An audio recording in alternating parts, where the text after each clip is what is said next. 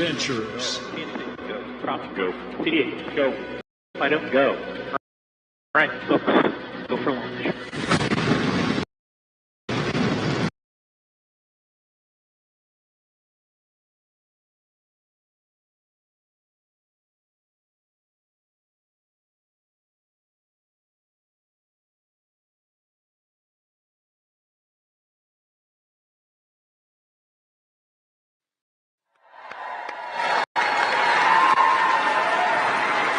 That was awesome. Good morning, and welcome to Ellington Field at NASA's Johnson Space Center in Houston. I'm Joe Acaba. Thank you. I'm Joe Acaba, Chief of NASA's Astronaut Office, and I'm joined by Norm Knight, Director of NASA's Flight Operations Directorate. We're here today with a mission to introduce the world to the crew of Artemis II. 4 names, 4 explorers, 4 of my friends answering the call to once more rocket away from Earth and chart a course around the moon. Well, Joe, I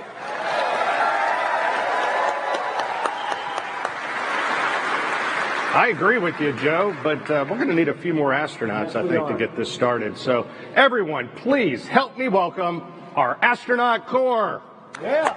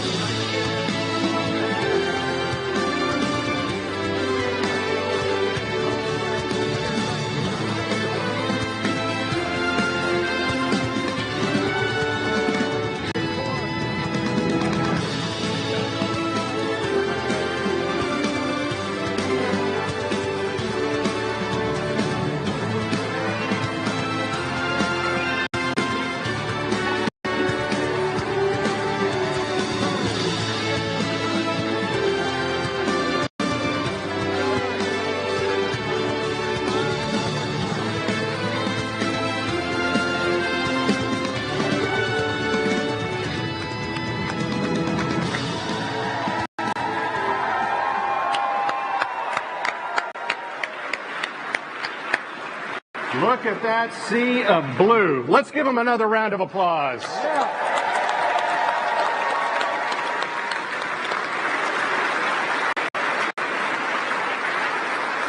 Our mission calls for 4 names.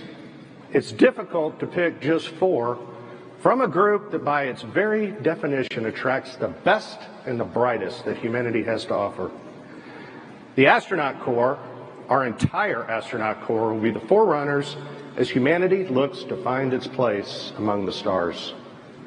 So that while we may be recognizing 4 individuals today, I want to thank the entire astronaut corps for their dedication and sacrifice as we ask them to strap into our current and future spacecraft, take those next steps to do the things that are hard so that others might follow behind them.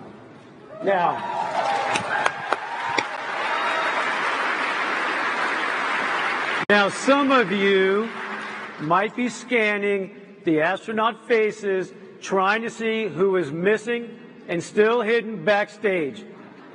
Well, know this: your Artemis II crew members are already here in the room with you.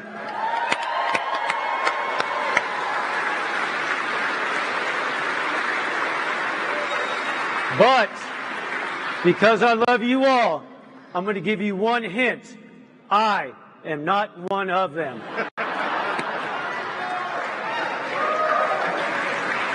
Don't be so happy about that. With Artemis I, we set out to prove that the hardware was ready. The SLS was prepared to launch our astronauts skyward. That Orion was equipped to carry them to the moon and back safely again. Artemis I was a resounding success, and Artemis II will leverage that by putting humans in the loop, executing operations in the critical path, leading to new footprints on the lunar surface.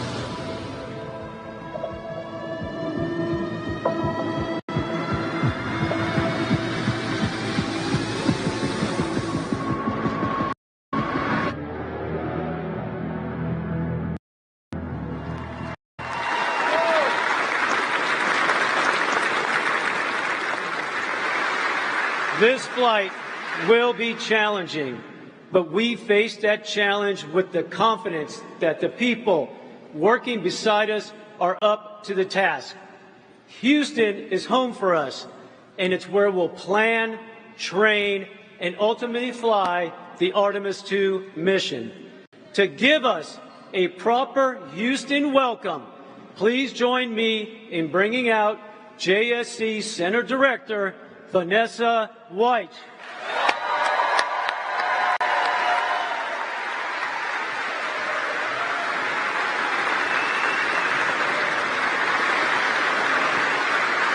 Thank you, Joe. Good morning. I'd like to welcome everyone here today to Ellington Field. NASA's Johnson Space Center is home of America's Astronaut Corps, mission operations, and foundational human spaceflight programs. This past December, we witnessed history as the Orion capsule journeyed on a 1.4 million-mile journey around the moon and back. And the excitement continues as we prepare for Artemis II for the first time with crew. We've made many giant leaps in the past 60 years, fulfilling President Kennedy's goal of landing a person on the moon. And today, we stand on the shoulders of giants as we reach farther into the stars and push forward to the moon once again and on to Mars. These individuals of Artemis II crew will be the first humans to fly to the vicinity of the moon in more than 50 years. Yes.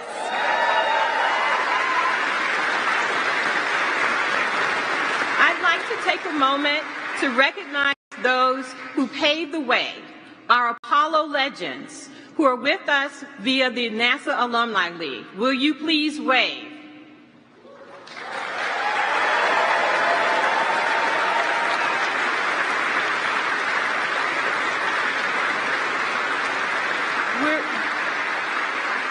We are also honored to be joined by some special guests. Please help me welcome NASA leadership, Administrator Bill Nelson, Deputy Administrator Pam Melroy, Associate Administrator Bob Cabana, and many of our NASA leaders who are from headquarters and all across our agency.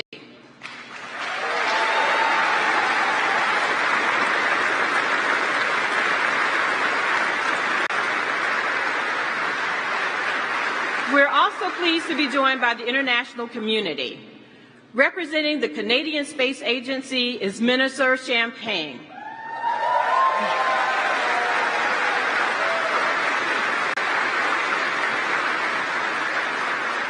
Through our international partnerships under Artemis, we're building a global alliance that explores deep space for the benefit of all. I'd also like to welcome the following elected officials: Senator Ted Cruz, Congresswoman Sheila Jackson-Lee, Congressman Brian Babin, Congresswoman Lizzie Fletcher, the Comptroller of Texas, Glenn Hager, the Mayor Pro Tem of Houston, Dave Martin, and many other elected officials. Thank you.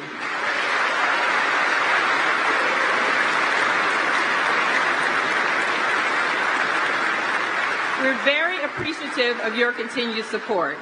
Last but certainly not least, I'd like to give a shout out to the NASA workforce and all of those across the agency who came together to make this a very exciting moment and this moment in history happen. So thank you to our workforce.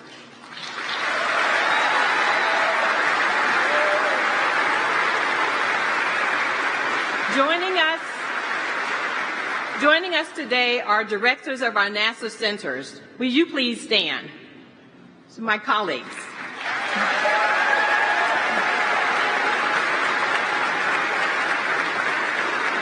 This mission represents the culmination of years of hard work and dedication by NASA and its partners. This is an exciting time for those working on the International Space Station, commercial crew, commercial LEO destinations, as we continue using those platforms and conduct deep space exploration with the Orion, Gateway, Human Landing System, and EVA programs. Together, our team of civil servants and contractors are enabling the success of the Artemis program. And this is only the beginning.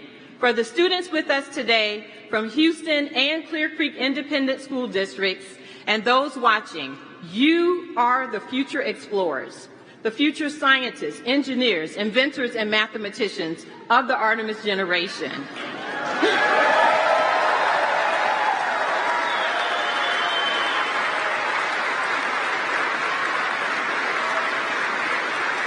Under Artemis, we will explore the frontiers of space and push the boundaries of what's possible.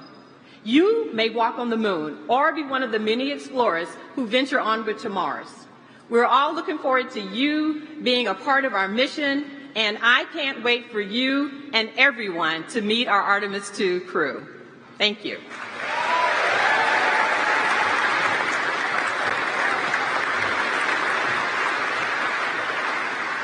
The Artemis program is guided by decades of experience from sending humans to outer space.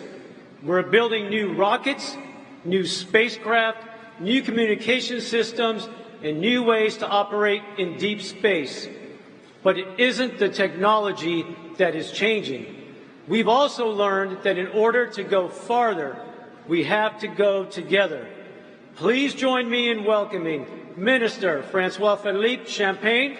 He's with us here from Canada, one of our steadfast partners in human spaceflight, ready to send one of their own to the moon. Thank you very much. Well, thank you, Joe, and good morning, everyone. Bonjour tout le monde. C'est un grand privilège d'être ici pour représenter le Canada. What an honor to be here today to represent Canada on this historic day. In his recent visit to Ottawa, President Biden said this: Canada and the U.S. can do big things because we do them together. And indeed,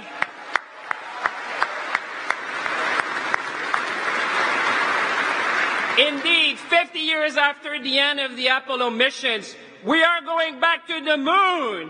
Back to the moon. Think about that for a moment. The moon. As minister responsible for the Canadian Space Agency, I know Canadians could not be more proud. Proud to have for the first time a Canadian astronaut who will travel to deep space as part of the Artemis II mission. Proud that we will be contributing to the future of the Lunar Gateway with the unique Canadian innovation, Canadarm3. Proud that Canada will design, build, and operate a lunar utility vehicle to support operations on the lunar space. And proud of the 60-year plus of collaboration between NASA and the Canadian Space Agency, a partnership which is fueled by bold initiatives and scientific excellence.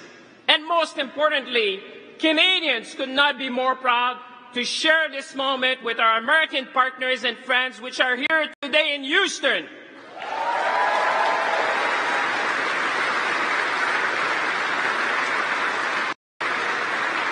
We would not be here today without the friendship and close partnership between our two nations. Because this is more than just about going back to the moon.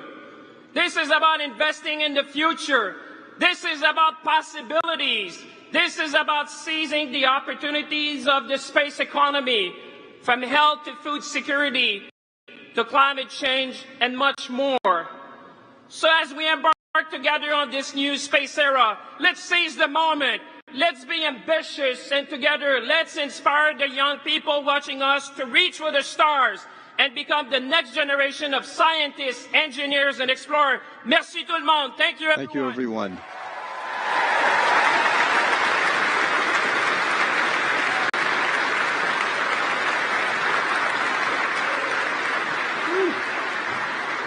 He pumped me up. That was nice.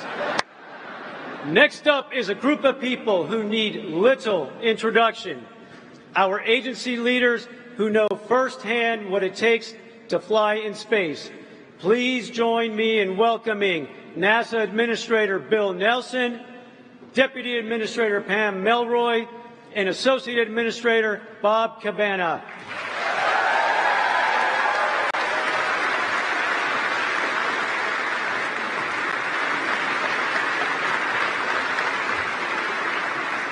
Hey, everybody. Members of the NASA family and the Canadian Space Agency, my colleagues, my former colleagues, members of Congress, members of the Artemis generation, we are going.